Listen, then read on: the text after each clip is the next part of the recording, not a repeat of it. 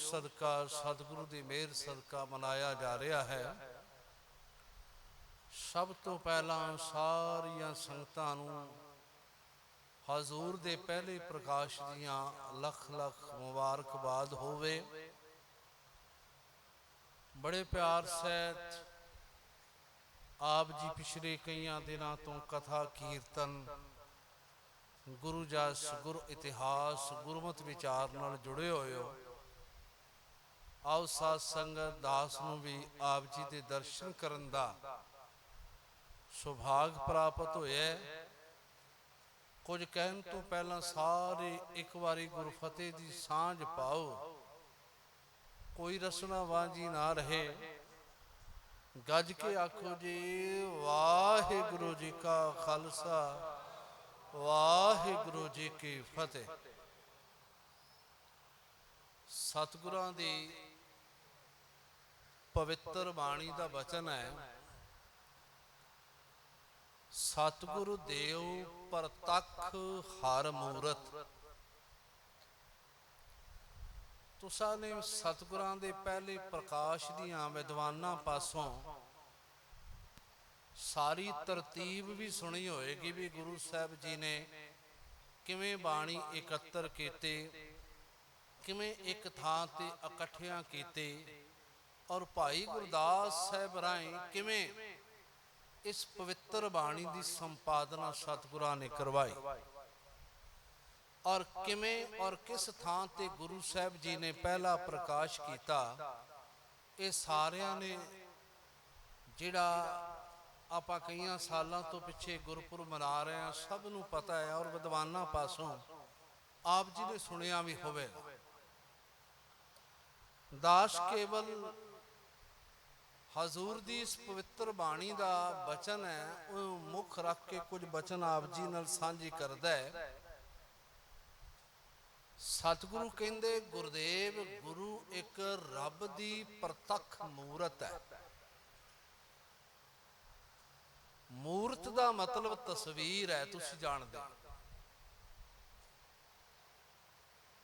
गुरु रब दी प्रतख मूरत है, रब दी प्रतख तस्वीर है।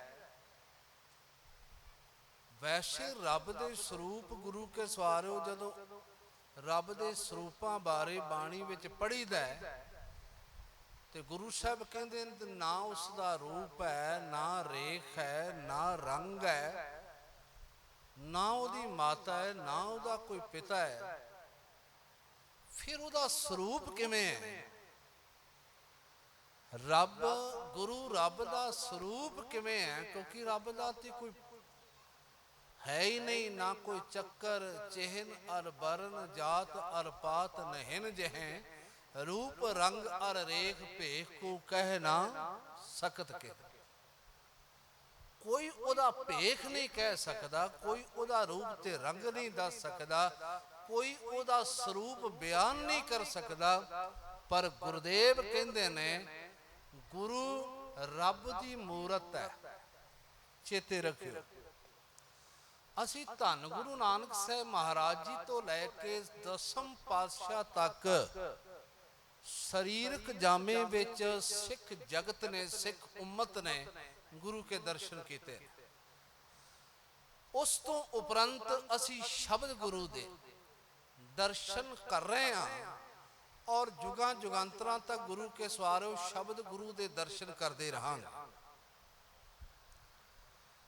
रब दी मूरत है, रब दी तस्वीर है गुरु। क्यों? क्योंकि रब ते किसी दी पकड़ विच नहीं है। उहदे लिए एक शब्द असी बाणी विच वरतदे हां, मेरी बेनती ध्यान दे के सुनना। बड़ी बड़ी वचन आया अगोचर। अगोचर का मतलब है साढ़े 5 ज्ञान इंद्रिय ने, 5 कर्म इंद्रिय।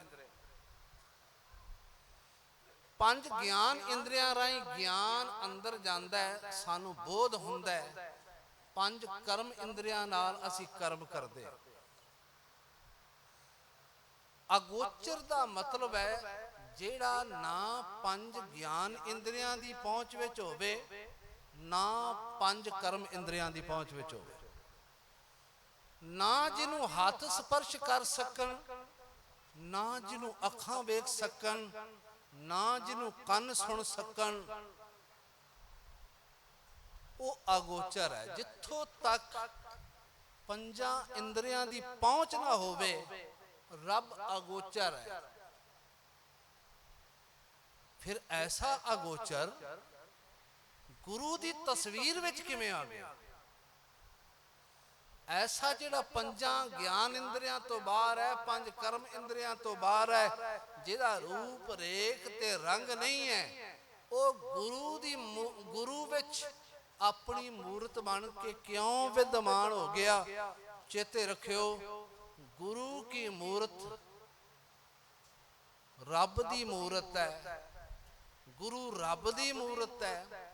ਰੱਬ ਕਿਹੜੀ ਮੂਰਤ ਹੈ? ਰੱਬ ਸ਼ਬਦ ਹੈ, ਰੱਬ ਬਾਣੀ ਹੈ।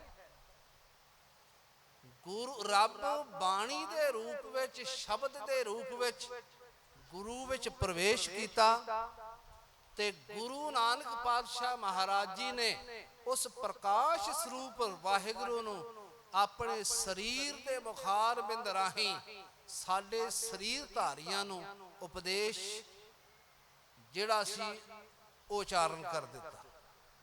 ਅਸੀਂ ਬਚਨ ਪੜ੍ਹਦੇ ਹਾਂ, ਸਤਿਗੁਰ ਵਿੱਚ ਆਪ ਰਖਿਓ ਕਰ ਪ੍ਰਗਟ ਆਖ ਸੁਣਾਇਆ।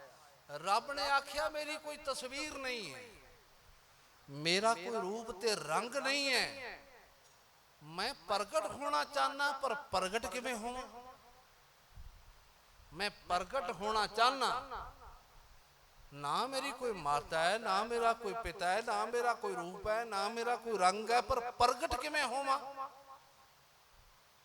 ਉਹਨਾਂ ਨੇ ਕਿਰਪਾ ਕੀਤੀ, ਕਹਿਣਗੇ ਪ੍ਰਗਟ ਹੋਵਾਂਗਾ ਮੈਂ ਪ੍ਰਕਾਸ਼ ਸਰੂਪਾਂ ਤੇ ਪ੍ਰਗਟ ਹੋਵਾਂਗਾ ਗੁਰੂ ਨਾਨਕ ਦੇ ਰੂਪ ਵਿੱਚ। ਇਹੀ ਕਾਰਨ ਅਸੀਂ ਗੁਰੂ ਸਾਹਿਬ ਜੀ ਦੀ ਭੱਟਾਂ ਨੇ ਜਦੋਂ ਬਚਨ ਵਰਤੇ, ਉਹ ਕਹਿੰਦੇ ਨੇ ਬਲਿਓ ਚਿਰਾਗ ਅੰਧਿਆਰ ਮੈਂ ਸਭ ਕਲ ਉਦਰੀ ਇੱਕ ਨਾਮ ਧਰਮ, ਪ੍ਰਗਟ ਸਗਲ ਹਰ ਭਵਨ ਮੈਂ ਜਨ ਨਾਨਕ ਗੁਰ ਪਾਰ ਬ੍ਰਹਮ। ਕਹਿੰਦੇ ਸਾਰੀ ਦੁਨੀਆ ਵਿੱਚ ਇਹ ਗੱਲ ਪ੍ਰਗਟ ਹੈ ਕਿ ਧੰਨ ਗੁਰੂ ਨਾਨਕ ਸਾਹਿਬ ਸੱਚੇ ਪਾਤਸ਼ਾਹ ਜੀ ਰੱਬ ਦਾ ਰੂਪ ਨੇ। ਜਦੋਂ ਪੰਚਮ ਪਾਤਸ਼ਾਹ ਬਾਰੇ ਬਚਨ ਕਿਹਾ ਤੇ ਭੱਟਾ ਨੇ ਕਿਹਾ ਮਤੇ ਭੁਲੇਖਾ ਖਾ ਜਾਓ, ਗੁਰੂ का शरीर वेख के मते भुलेखा खा जाओ, मते भरम विच पै जाओ। कहते गुरु अर्जन साहब निरंकार ने, गुरु अर्जन साहब प्रतख हर ने। क्या प्रतख हर? रब दे साक्षात मूर्त है गुरु। इस करके गुरु ने कृपा की, शब्द लैके आए, प्रकाश लैके आए, रब लैके आए। हुण रब की पहुंच, कई बारी कहते हैं मेरी रब तक पहुंच नहीं है। बंदा कहता मेरी रब तक पहुंच नहीं है, सच है, बंदे की पहुंच नहीं हो सकती। पर रब नूं पुछो, रब कहेगा गुरु तो बिना भी मेरी भी बंदे तक पहुंच है। गुरु तो बिना मेरी बंदे तक किथे पहुंच है? जे सतगुरु है तो मेरी बंदे तक पहुंच है। धन गुरु नानक साहब सच्चे पातशाह जी आए 10 शरीरां दे रूप विच। 10 शरीरां दे रूप विच गुरुदेव ने आके उपदेश केड़ा दिता है? की उपदेश दिता है? बाणी नूं पढ़ लईए। उपदेश उन्होंने ये दिता, गुरबाणी गावे भाई ओ सफल सदा सुखदाई। उपदेश की दिता? बाणी गुरु, गुरु है बाणी विच बाणी अमृत सारे। उपदेश की दिता?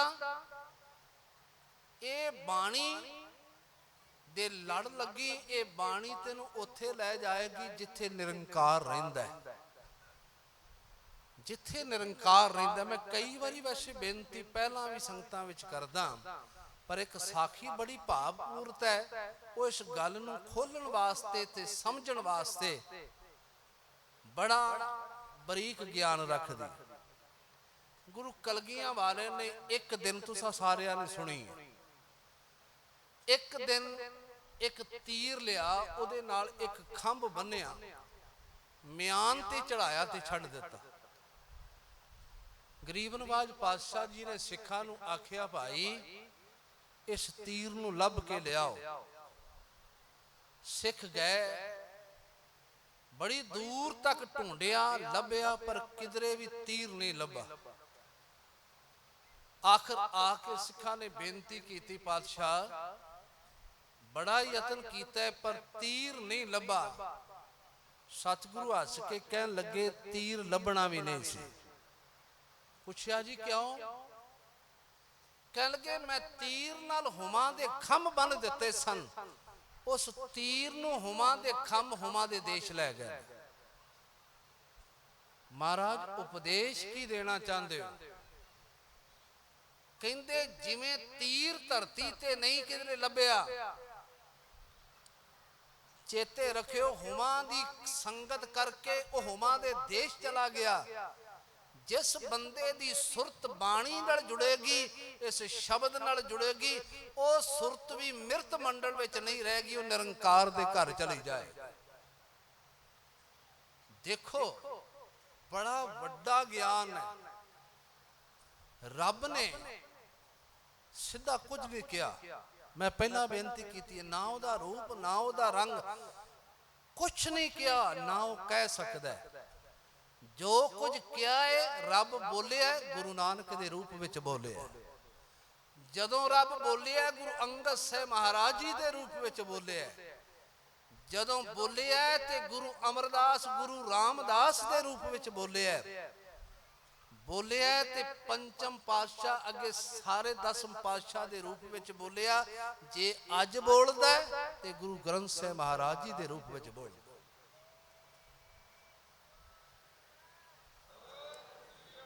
बंदे दी कोई पहुंच है, पर मैं एक बेनती कर दिया, धर्म शास्त्र धार्मिक पुस्तक वाहिगुरु धार्मिक ग्रंथां दी कोई संसार विच पहला भी विद्यमान। 4 वेद ने, ऋग्वेद, सामवेद, यजुर्वेद और अथर्वण वेद। रामायण भी हिंदुआं दा पवित्र ग्रंथ मन्नी जाती। बाइबल ईसाइयां दा पवित्र ग्रंथ मन्नी जाती। कुरान इस्लाम दा पवित्र ग्रंथ मन्निया जाता। इस तो बिना 6 शास्त्र ने, 18 पुराण ने, 27 सिमरतियां ने।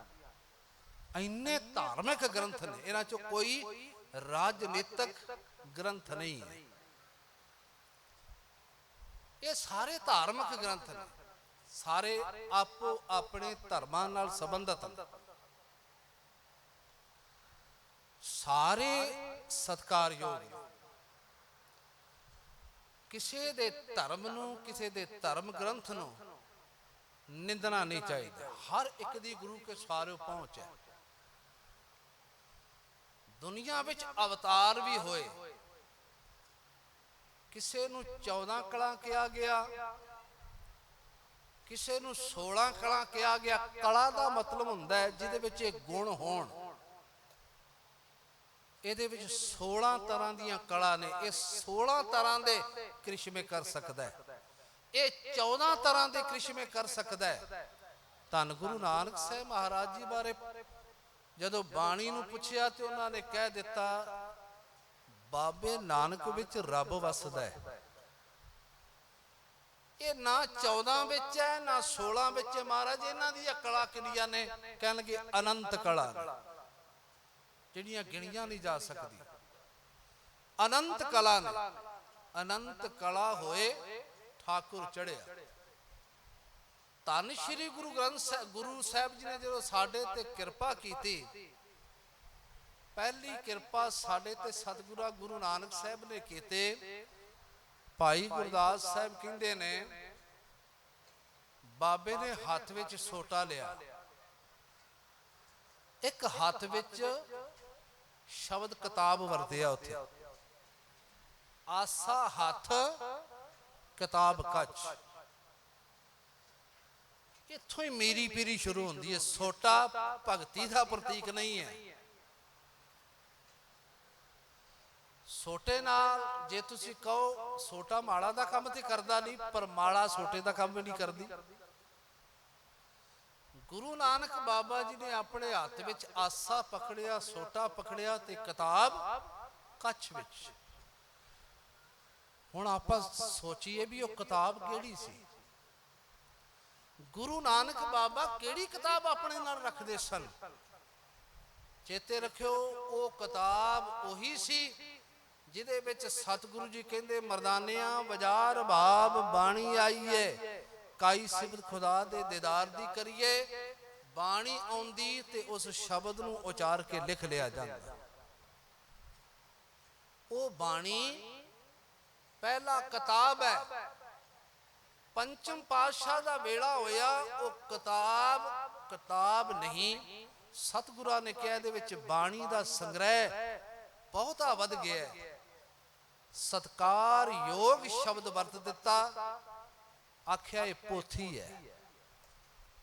ਫਿਰ ਬਾਣੀ ਵਿੱਚ ਬਚਨ ਹੈ, ਪੋਥੀ ਪਰਮੇਸ਼ਰ ਕਾ ਥਾਨ, ਇਹ ਰੱਬ ਦਾ ਥਾਂ ਹੈ।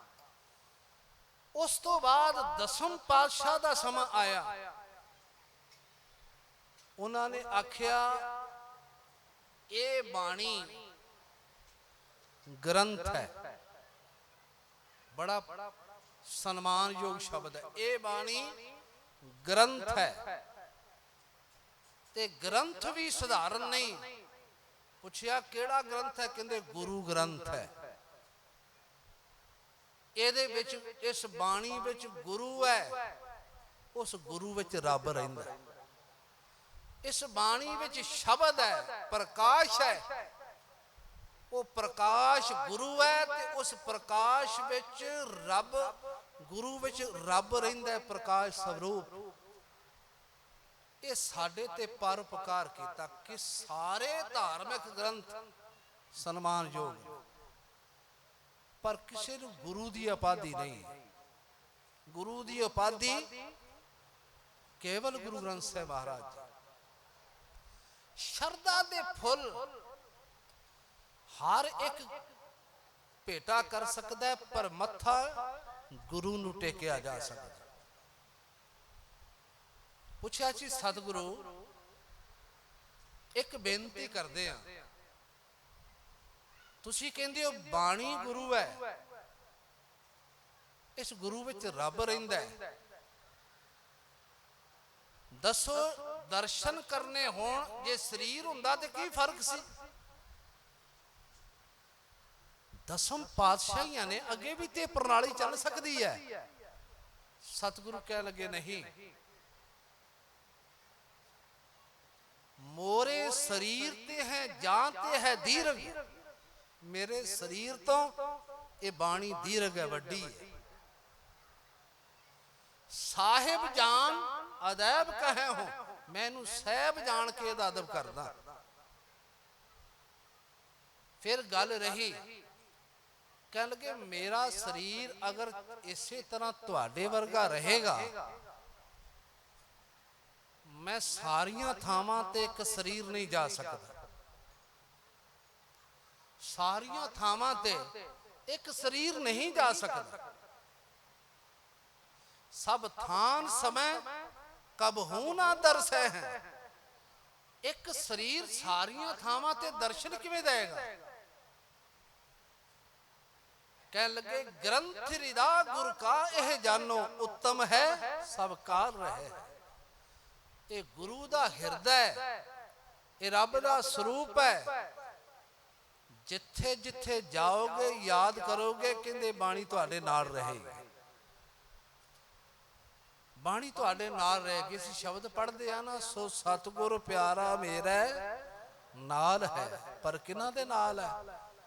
ਜਿਹੜਾ ਜਪਜੀ ਸਾਹਿਬ ਪੜ੍ਹਦਾ ਹੈ, ਜਿਹੜਾ ਬਾਣੀ ਦਾ ਅਭਿਆਸੀ ਹੈ, ਜਿਹੜਾ ਨਾਮ ਦਾ ਅਭਿਆਸੀ ਹੈ, ਕਦੀ ਗੁਰੂ ਉਹਦੇ ਤੋਂ ਵੱਖ ਨਹੀਂ ਹੁੰਦਾ। ਇਸੇ ਕਰਕੇ ਅਸੀਂ ਸਿੱਖ ਨੂੰ ਸਿੱਖ ਨਹੀਂ ਕਹਿੰਦੇ, ਕੱਲਾ ਕਹਿੰਦੇ ਗੁਰਸਿੱਖ। ਕਿਉਂ ਜੀ ਗੁਰਸਿੱਖ ਕਿਉਂ ਕਹਿੰਦੇ? ਇਹਦੇ ਨਾਲ ਗੁਰੂ ਰਹਿੰਦਾ। ਇਹ ਗੁਰੂ ਤੋਂ ਵੱਖ ਨਹੀਂ, ਪਰ ਗੁਰੂ ਰਹਿੰਦਾ ਉਹਦੇ ਨਾਲ ਜਿਹੜਾ ਗੁਰੂ ਨੂੰ ਆਪਣੇ ਨਾਲ ਰੱਖਦਾ। ਗੁਰੂ ਨੂੰ ਆਪਣੇ ਨਾਲ ਰੱਖਣ ਦਾ ਢੰਗ ਹੈ ਗੁਰੂ ਦਾ ਬਚਨ ਕਮਾਣਾ, ਨਿਤਨੇਮ ਕਰਨਾ, ਬਾਣੀ ਪੜ੍ਹਨੀ, ਅਭਿਆਸ ਕਰਨਾ। ਜਦੋਂ ਕੋਈ ਨਿਤਨੇਮ ਕਰਦਾ ਹੈ, ਕਮਾਈ ਕਰਦਾ ਹੈ, ਬਾਣੀ ਦਾ ਅਭਿਆਸ ਕਰਦਾ ਹੈ, ਗੁਰੂ ਕੇ ਸਵਾਰਿਓ ਭਾਵੇਂ ਜਿੱਥੇ ਮਰਜੀ ਜਾ ਕੇ ਅਰਦਾਸ ਕਰ ਲਵੇ, ਗੁਰੂ ਹਾਜ਼ਰ ਨਾਜ਼ਰ ਹੋ ਜਾਂਦਾ। ਅਸੀਂ ਐਵੇਂ ਤੇ ਨਹੀਂ ਪੜ੍ਹਦੇ। ਗੁਰੂ ਦਾ ਰੂਪ ਹੈ ਨਾ ਸ਼ਬਦ, ਸ਼ਬਦ ਵਿੱਚ ਹੈ ਨਿਰੰਕਾਰ। ਜੇ ਗੁਰੂ ਦੇ ਕੋਲ ਆ, ਬਾਣੀ ਪੜ੍ਹਦੇ ਆ, ਰੱਬ ਨਾਲ ਸੰਬੰਧ ਹੈ ਤੇ ਰੱਬ ਹਰ ਥਾਂ ਤੇ ਵਿਦਮਾਨ ਹੈ। ਭਾਵੇਂ ਉਹਦਾ ਸਰੀਰ ਨਹੀਂ ਹੈ, ਪ੍ਰਕਾਸ਼ ਰੂਪ ਵਿੱਚ ਤੇ ਹਰ ਥਾਂ ਤੇ ਵਿਦਮਾਨ ਹੈ। ਇਹੀ ਕਾਰਨ ਸਤਿਗੁਰਾਂ ਨੇ ਕਿਹਾ ਬਾਣੀ ਵੀ ਹਰ ਥਾਂ ਤੇ ਵਿਦਮਾਨ ਹੈ। ਸਤਿਗੁਰ ਮੇਰਾ ਸਦਾ ਸਦਾ ਨਾ ਆਵੇ ਨਾ ਜਾਏ, ਉਹ ਅਬਨਾਸ਼ੀ ਪੁਰਖ ਹੈ, ਸਭ ਮੈਂ ਰਹਾ ਸਮਾਏ। ਤੂੰ ਸਭਨੀ ਥਾਈ ਜਿੱਥੇ ਹੋਂ ਜਾਈ, ਸਾਚਾ ਸਿਰਜਨ ਹਾਰ ਜੀਓ ਰੱਬਾ। ਮੈਂ ਜਿੱਥੇ ਜਾਣਾ ਤੂੰ ਮੈਨੂੰ ਉੱਥੇ ਹੀ ਮਿਲ ਪੈਂਦਾ।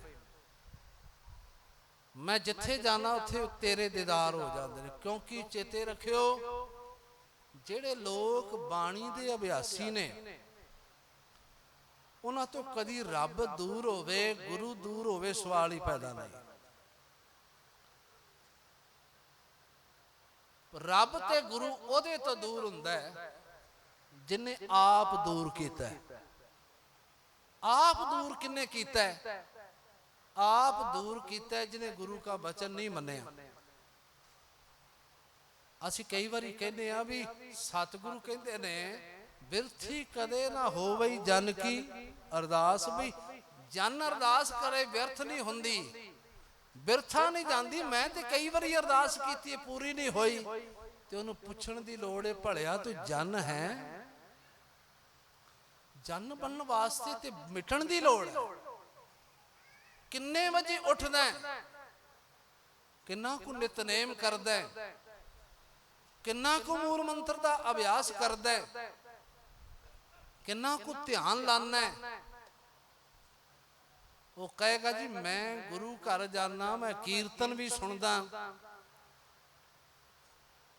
ਤੇ ਸਤਿਗੁਰੂ ਕਹਿਣਗੇ ਵੀ ਧਿਆਨ ਕਿੰਨਾ ਕੁ ਗੜਦਾ ਹੈ? ਕਹਿੰਦੀ ਧਿਆਨ ਤੇ ਨਹੀਂ ਲੱਗਦਾ। ਤੇ ਗਰੀਬ ਨਵਾਜ਼ ਜਵਾਬ ਦਿੰਦੇ ਨੇ, ਕੜਛੀਆਂ ਬੜੇ ਸੁੰਦਰ ਪਕਵਾਨਾਂ ਵਿੱਚ ਘੁੰਮਦੀਆਂ ਨੇ, ਬੜੇ ਲਾਚੀਲੇ ਪਕਵਾਨਾਂ ਵਿੱਚ ਘੁੰਮਦੀਆਂ ਨੇ, ਪਰ ਉਹਨਾਂ ਨੂੰ ਕੋਈ ਬਾਹਰ ਕੱਢ ਕੇ ਪੁੱਛੋ ਕੀ ਸਵਾਦ ਹੈ, ਦੱਸ ਸਕਣਗੇ? ਨਹੀਂ। ਕੜਛੀਆਂ ਫਿਰਨ ਸਵਾਉ ਨਾ ਜਾਣਨ ਸੁੰਝੀਆਂ। ਕਹਿੰਦੇ ਕੜਛੀਆਂ ਫਿਰਦੀਆਂ ਨੇ, ਸਵਾਦ ਨਹੀਂ ਜਾਣਦੀਆਂ। ਤੈਨੂੰ ਸਵਾਦ ਆਏਗਾ ਜੇ ਤੇਰੇ ਵਿੱਚ ਪਿਆਰ ਹੋਵੇਗਾ, ਤੇਰੇ ਵਿੱਚ ਸ਼ਰਧਾ ਹੋਵੇਗੀ, ਤੇਰੇ ਵਿੱਚ ਮੁਹੱਬਤ ਹੋਵੇਗੀ। ਜੇ ਸ਼ਰਧਾ ਹੋਈ, ਕਿਸੇ ਗੱਲ ਦੀ ਕਮੀ ਨਹੀਂ। ਕੋਈ ਸੱਜਣ ਖੂਹ ਵਿੱਚ ਬਾਲਟੀ ਪਾਉਂਦਾ ਹੈ, ਲੱਜ ਨੂੰ ਜ਼ੋਰ ਲਾ ਕੇ ਬਾਲਟੀ ਬਾਹਰ ਕੱਢਦਾ ਹੈ, ਬਾਲਟੀ ਵਿੱਚ ਪਾਣੀ ਨਹੀਂ ਆਉਂਦਾ। ਉਹ ਵਿਚਾਰਾ ਫਿਰ ਸੁੱਟਦਾ, ਡੁੱਬਦੀ ਵੀ ਹੈ ਬਾਲਟੀ ਪਾਣੀ ਵਿੱਚ, ਪਰ ਕੱਢਦਾ ਤੇ ਪਾਣੀ ਨਹੀਂ ਆਉਂਦਾ। ਬਾਹਰ ਬੜਾ ਦੁਖੀ ਹੈ, 2 4 10 ਵਾਰੀ ਬਾਲਟੀ ਪਾਣੀ ਵਿੱਚ ਪਾਈ, ਪਰ ਪਾਣੀ ਨਹੀਂ ਆਇਆ। ਵਿਆਕੁਲ ਹੋ ਕੇ ਪਰੇਸ਼ਾਨ ਹੋ ਗਿਆ, ਪਾਣੀ ਕਿਉਂ ਨਹੀਂ ਆਉਂਦਾ? ਤੇ ਇੱਕ ਫਕੀਰ ਨੇ ਪੁੱਛ ਲਿਆ, ਭਾਈ ਕੀ ਗੱਲ? ਕਹਿ ਲੱਗਾ ਜੀ ਮੈਂ ਬਾਲਟੀ ਪਾਣੀ ਵਿੱਚ ਸੁੱਟਦਾ, ਪਰ ਬਾਲਟੀ ਭਰੀ ਨਹੀਂ ਜਾਂਦੀ। ਤੇ ਉਹ ਫਕੀਰ ਕਹਿਣ ਲੱਗਾ, ਕਮਲਿਆ ਮੈਨੂੰ ਜਰਾ ਆਪਣੀ ਬਾਲਟੀ ਤੇ ਵਿਖਾ। ਉਹਨੇ ਬਾਲਟੀ ਵੇਖੀ, ਜਦੋਂ ਮੂਧੀ ਕਰਕੇ ਵੇਖੀ ਤੇ ਤਲਾ ਹੀ ਹੈ ਨਹੀਂ। ਕਹਿੰਦੇ ਬਿਨਾਂ ਤਲੇ ਤੋਂ ਜਿੰਨੀ ਵਾਰੀ ਮਰਜ਼ੀ ਸੱਟੀ ਜਾ, ਬਾਲਟੀ ਨਹੀਂ ਭਰੀ ਜਾਏ। ਖੂਹ ਦਾ ਨਹੀਂ ਕਸੂਰ, ਲੱਜ ਦਾ ਨਹੀਂ ਕਸੂਰ, ਜ਼ੋਰ ਦਾ ਨਹੀਂ ਕਸੂਰ। ਚੇਤੇ ਰੱਖਿਓ, ਇਸ ਖੂਹ ਦੇ ਵਿੱਚ ਕਮੀ ਨਹੀਂ, ਸਾਡੇ ਪ੍ਰਸ਼ਾਰਥ ਦਾ ਕੋਈ ਕਸੂਰ ਨਹੀਂ, ਪਰ ਸੱਚ ਇਹ ਹੈ ਸ਼ਰਧਾ ਦਾ ਤਲਾ ਹੈ ਨਹੀਂ, ਵਿਸ਼ਵਾਸ ਦਾ ਤਲਾ ਹੈ ਨਹੀਂ। ਜੇ ਵਿਸ਼ਵਾਸ ਦਾ ਤਲਾ ਹੈ ਨਹੀਂ ਹੈ, ਫਿਰ ਦੱਸੋ ਕਿੱਥੇ ਪਹੁੰਚਾਂਗੇ।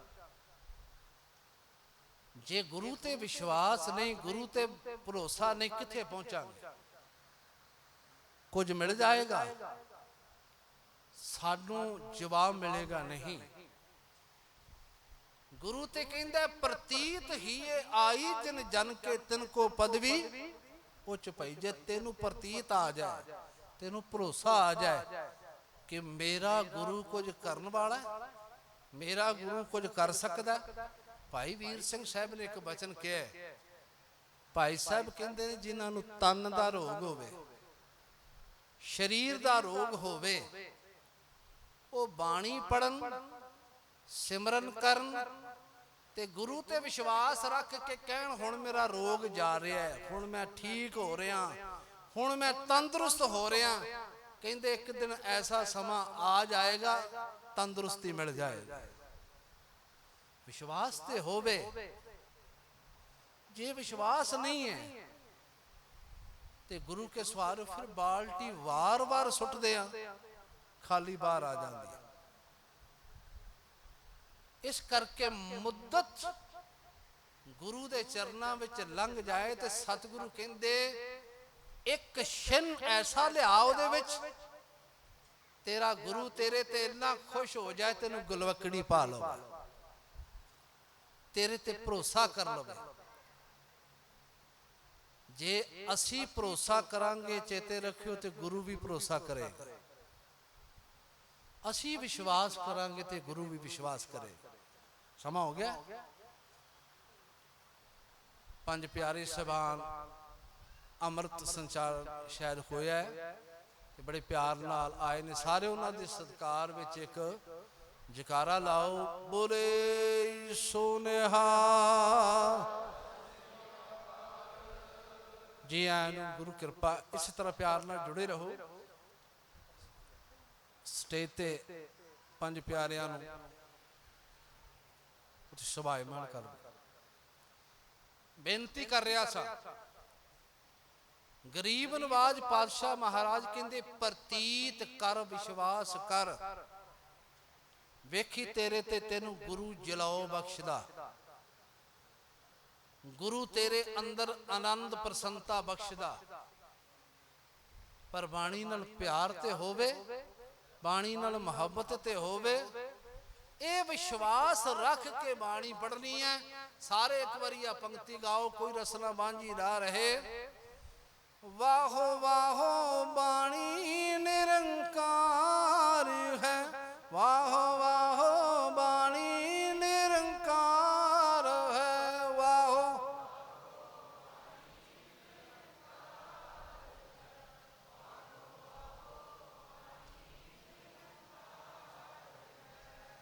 ਬਾਣੀ ਨਿਰੰਕਾਰ ਹੈ, ਬਾਣੀ ਨਿਰੰਕਾਰ ਹੈ।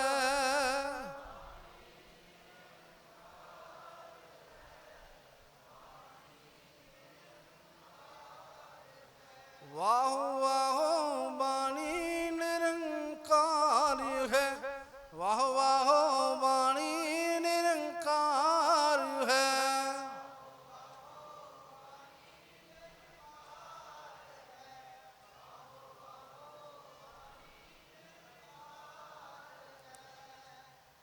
ਇਸ ਭਰੋਸੇ ਨਾਲ ਜਦੋਂ ਸੁਣਦੇ ਆ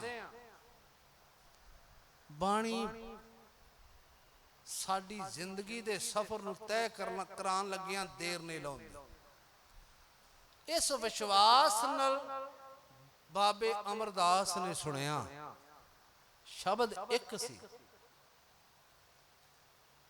ਇੱਕ ਸ਼ਬਦ ਸੁਣਿਆ ਸੀ ਭਾਈ ਜੋਧ ਤੋਂ ਧੰਨ ਗੁਰੂ ਅੰਗਦ ਸਾਹਿਬ ਮਹਾਰਾਜ ਜੀ।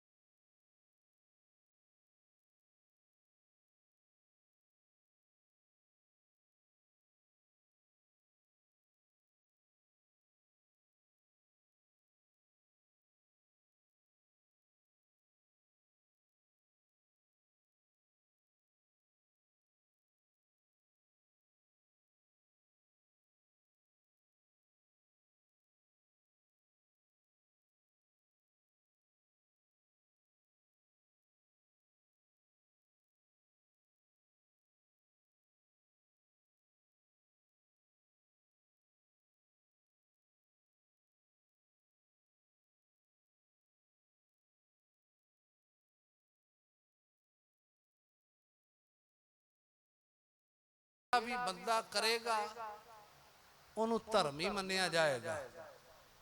ਪੁੱਛਿਆ ਜੀ ਕਿਹੜੇ? ਉਹ ਕਹਿੰਦੇ ਨੇ ਜੱਗ ਕਰਨਾ, ਜੱਗ ਕਰਾਉਣਾ, ਦਾਨ ਦੇਣਾ, ਦਾਨ ਲੈਣਾ, ਵਿਦਿਆ ਪੜ੍ਹਨੀ ਤੇ ਵਿਦਿਆ ਪੜ੍ਹਾਉਣੀ। ਜਦੋਂ ਗੁਰੂ ਸਾਹਿਬ ਨੂੰ ਪੁੱਛਿਆ ਮਹਾਰਾਜ ਰੱਬ ਦੀਆਂ ਖੁਸ਼ੀਆਂ ਲੈਣੀਆਂ ਹੋਣ ਤੇ ਕੀ ਕਰਨਾ ਪਏਗਾ? ਕਹਿ ਲੱਗੇ ਬਸ ਦੋ ਹੀ ਕੰਮ ਕਰਨੇ ਜ਼ਰੂਰੀ ਨੇ, ਇੱਕ ਬਾਣੀ ਪੜ੍ਹਨੀ ਤੇ ਇੱਕ ਬਾਣੀ ਸੁਣਨੀ। ਜੇ ਬਾਣੀ ਪੜ੍ਹ ਲਈ ਧਿਆਨ ਨਾਲ, ਅਸੀਂ ਸ਼ਬਦ ਵਰਤ ਰਿਹਾ ਗੁਰਬਾਣੀ ਬਣੀਏ, ਗੁਰਬਾਣੀ ਬਣ ਜਾਈਦਾ। ਗੁਰਬਾਣੀ ਅੰਮ੍ਰਿਤ ਹੈ, ਜ਼ਹਿਰ ਨਿਕਲ ਜਾਏਗਾ। ਜੇ ਬਾਣੀ ਸੁਣ ਲਈ ਤੇ ਗੁਰੂ ਕੇ ਸਵਾਰ ਧਿਆਨ ਨਾਲ ਸੁਣਨ ਨਾਲ ਇਸ ਬਾਣੀ ਨੇ ਸਾਡੀ ਪਹੁੰਚ, ਜਿਸ ਦਰ ਤੋਂ ਇਹ ਬਾਣੀ ਆਈ ਹੈ ਉਸ ਦਰ ਨਾਲ ਸਾਡੀ ਪਹੁੰਚ ਕਰਾ ਦੇਣੀ। ਇਸ ਕਰਕੇ ਗੁਰੂ ਸਾਹਿਬ ਜੀ ਨੇ ਸਾਨੂੰ ਬਹੁਤ ਵੱਡਾ ਖਜ਼ਾਨਾ ਦਿੱਤਾ ਔਰ ਸਾਨੂੰ ਕਿਹਾ ਸੀ ਤੂੰ ਗਰੀਬ ਨਹੀਂ ਹੈ, ਪਿਓ ਦਾਦੇ ਕਾ ਖੋਲ ਡਿਠਾ ਖਜ਼ਾਨਾ, ਤਾਂ ਮੇਰੇ ਮਨ ਭਇਆ ਨਿਧਾਨਾ। रतन नाम जांका कछु न मोल, भरे भंडार अखुट अतोल। खावह खर्चे रल मिल भाई, टोट न आवे वध दो जाए। इस खजाने विच कभी कदी कमी नहीं। देखो सदियां हो गईयां सिख जपजी दा पाठ करदा पिया, सदियां हो गईयां पंज बाणियां सवेरे पढ़दा है, शाम दियां बाणियां दा नितनेम करदा। अभ्यासी दी गल करदा, जदों तो गुरु साहब जी ने उपदेश कीता है सिख कमा रहे, कदी किसी सिख ने शरधावान दी गल करदा मैं, अभ्यासी किसी सिख ने कहा भी अज मैनू जपजी साहब विच रस नहीं आया, नहीं। जदों कहेगा भी अज मेरा मन ठीक नहीं सी, मैनू गुरु दी गोद विच बैठ के भी वो जिहा सुख प्रतीत नहीं, अपना कसूर कढेगा। सदियां तक बाणी पढ़ी जा रही है जपजी साहब, पर फिर भी नीत नवा साहिब मेरा नीत नवा। मैं बेनती करदा सी पुराने सिखां नूं पढ़दे हां, बाबा बुढ़ा साहब जी दी बड़ी कमाई, भाई गुरदास साहब जी दी बड़ी कमाई, भाई मतीदास दी बड़ी कमाई, भाई सतीदास दी बड़ी कमाई। मैं बेनती करा उदों भी गुरु होर नहीं सी, उदों भी यही गुरु सी। इसे गुरु कोलों उन्होंने कमाइयां कीतियां। अज भी यकीन जानना, जे कमाई करने वाला अज भी होवेगा तो गुरु ओही रंग उस सिख नूं ला देगा जिहड़ा रंग उन्हें बाबा बुढ़ा साहब नूं लाया। कमी ਉਹਦੇ ਘਰ कि असी पढ़ते हैं साचे साहिबा क्या नहीं घर तेरे, तेरे घर क्या नहीं। ਇਹਦਾ मतलब की नहीं है तेरे घर, की नहीं ਦਾ मतलब सब कुछ तेरे घर। पर अगली कंडीशन है जिन्हों देना प्राप्ति वो करदा है, ते लैण वाला फिर पूरा काबल होना चाहिए। मैं कई बार बेनती करदा, एक सवाल है बई जेड़े बंदे बाणी पढ़ते हैं, नाम अभ्यास करते हैं, कमाई करते हैं, उन्होंने दुख बड़ा होता। बड़े लोगों की शिकायत है भाई, कई बार लगता भी ये दुखी साढ़े तो ज़्यादा दुखी ने। कई बंदे कहते हैं भी मैं तो गुरु घर भी जाना, नाम भी जपदा, बाणी भी पढ़दा, और मैं दुखी हाँ। मैं कई बार बेनती करदा, इम्तिहान तो उन्होंने लै जाते हैं जेड़े दाखला लेंदे ने, जेड़े स्कूले पढ़ते हैं इम्तिहान भी उन्होंने लै जाते हैं, ते चेते रखियो पास भी वही होंदे ने। जिसका दाखला ही कोई नहीं होया, जिन्हें आना ही कोई नहीं, उदों तो की इम्तिहान लेना। हाँ, जिदन माड़ा कर्म उस बंदे का भी किधर अगे आवेगा, वो भी लोगों के सामने प्रगट हो जाए। गुरु ते दयालु है, गुरु कृपालु है। गुरु दे घर आके ਵਿਗੜਦਾ ਨਹੀਂ ਹੈ, ਸਭ ਕੁਝ ਬਣਦਾ ਹੀ ਹੈ। ਬੜੀਆਂ ਰਹਿਮਤਾਂ ਗੁਰੂ ਨੇ ਦਿੱਤੀਆਂ।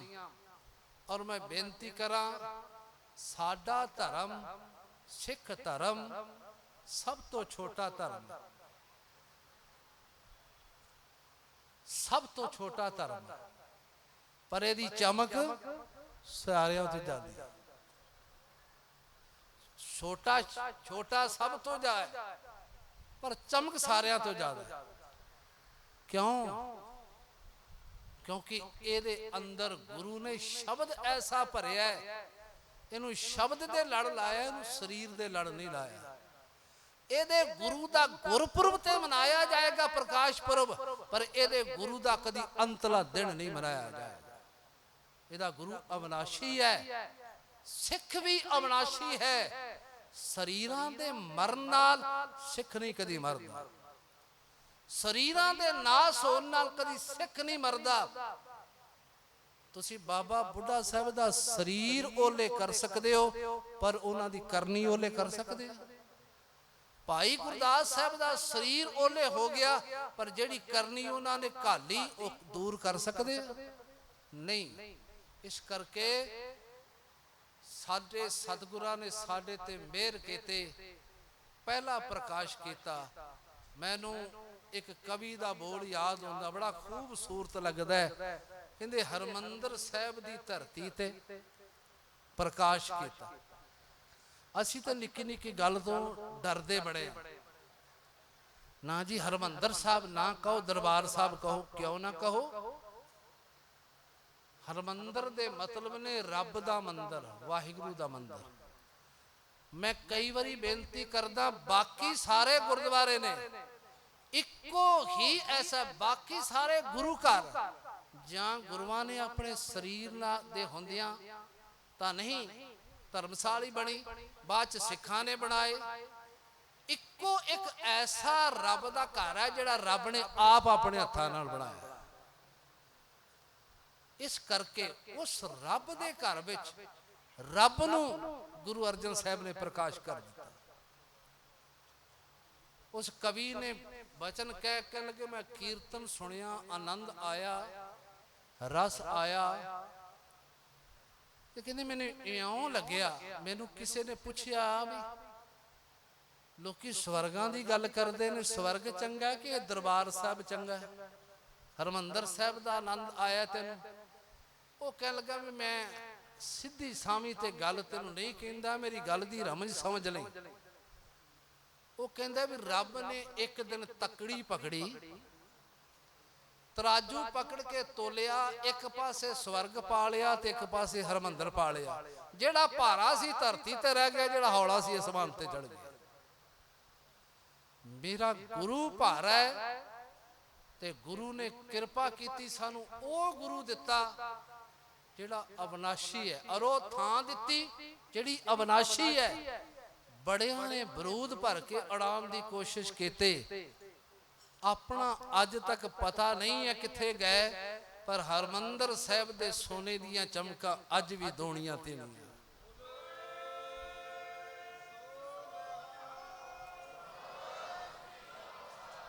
ਇਸ ਕਰਕੇ ਪਿਆਰਿਓ, ਸਾਡੇ ਗੁਰੂ ਨੇ ਕਿਰਪਾ ਕੀਤੀ ਹੈ, ਸਾਨੂੰ ਬਾਣੀ ਦੇ ਲੜ ਲਾਇਆ। ਇਸ ਕਰਕੇ ਨਾਮ ਜਪਣਾ, ਗੁਰਬਾਣੀ ਪੜ੍ਹਨੀ, ਸਿਮਰਨ ਕਰਨਾ, ਇਹ ਸਿੱਖ ਦਾ ਜੀਵਨ ਦਾ ਲਕਸ਼ ਹੈ।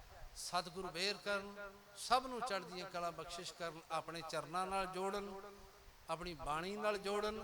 ਔਰ ਇੱਕ ਹੋਰ ਬੇਨਤੀ, ਸਾਰੇ ਗੁਰੂ ਘਰਾਂ ਵਿੱਚ ਹਰ ਇੱਕ ਨੂੰ ਜਾਣਾ ਚਾਹੀਦਾ, ਹਰ ਇੱਕ ਸਿੱਖ ਨੂੰ। ਮੈਂ ਨਹੀਂ ਕਹਿੰਦਾ ਕਿਸੇ ਗੁਰਦੁਆਰੇ ਜਾਓ, ਨੇੜੇ ਦਾ ਜਿਹੜਾ ਵੀ ਗੁਰਦੁਆਰਾ ਉਹਦੇ 'ਚ ਜ਼ਰੂਰ ਜਾਓ। ਅੱਜ ਗੁਰੂ ਘਰ ਵਿੱਚ ਸੰਗਤ ਹੋਣੀ ਬਹੁਤ ਜ਼ਰੂਰੀ ਹੈ। ਜਿਹਨੂੰ ਵੀ ਕੋਈ ਨੇੜੇ ਸਥਾਨ ਲੱਗਦਾ ਗੁਰੂ ਘਰ ਵਿੱਚ ਜ਼ਰੂਰ ਜਾਓ, ਸੰਗਤ ਕਰਨੀ ਬਹੁਤ ਜ਼ਰੂਰੀ ਹੈ। ਤੇ ਗੁਰੂ ਘਰ ਵਿੱਚ ਬਹਿ ਕੇ ਜਦੋਂ ਨਾਮ ਬਾਣੀ ਸੁਣਦੇ ਆ, ਉਹਦੀ ਰੌਣਕ, ਉਹਦਾ ਆਨੰਦ ਹੀ ਕੁਝ ਹੋਰ ਹੁੰਦਾ ਹੈ। ਗੁਰੂ ਮਿਹਰ ਕਰੇ।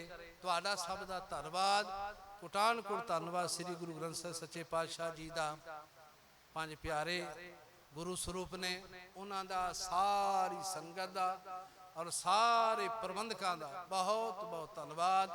ਦਾਸ ਦੀਆਂ ਇੰਨੀਆਂ ਕੋ ਬੇਨਤੀਆਂ ਪ੍ਰਵਾਨ ਕਰਿਓ। ਗਲਤੀਆਂ ਭੁੱਲਾਂ ਦੀ ਖਿਮਾ ਪਿਆਰ ਸਦ ਫਤਿਹ ਗਜਾਵੋ ਜੀ। ਵਾਹਿਗੁਰੂ ਜੀ ਕਾ ਖਾਲਸਾ, ਵਾਹਿਗੁਰੂ ਜੀ ਕੀ ਫਤਿਹ। ਵਾਹਿਗੁਰੂ ਜੀ ਕਾ ਖਾਲਸਾ, ਵਾਹਿਗੁਰੂ ਜੀ ਕੀ ਫਤਿਹ।